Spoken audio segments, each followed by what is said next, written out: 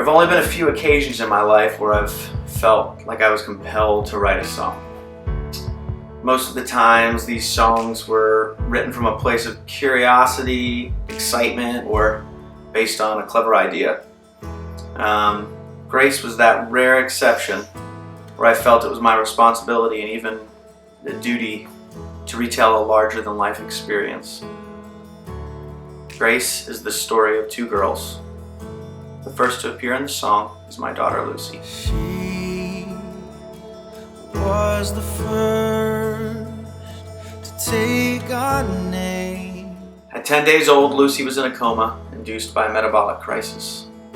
A few days earlier, we received the news that our daughter had a rare metabolic disease.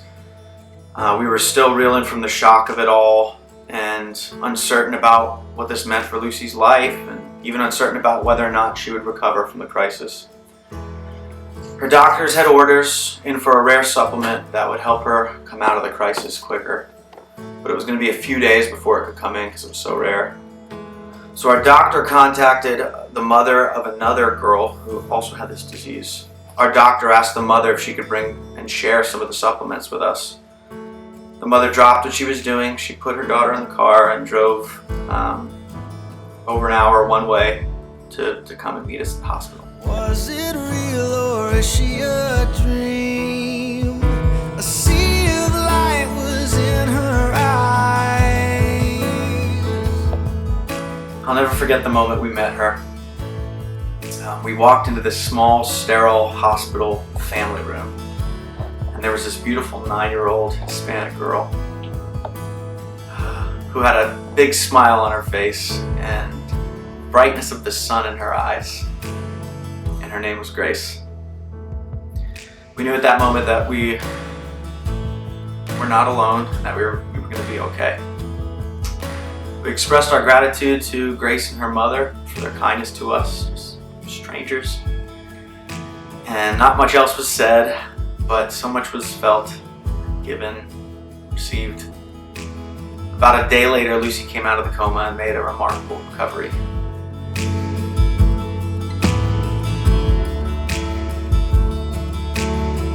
The days, months, years I followed were very difficult.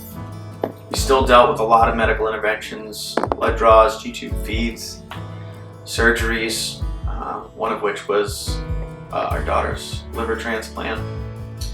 One of the consistent things that lifted us in the middle of all of the dark and hard days was the brightness and light in our own daughter's eyes. Her energy and spirit shot a surge of life into our tired, discouraged, and oftentimes isolated bones. And once again, we felt that it was Grace.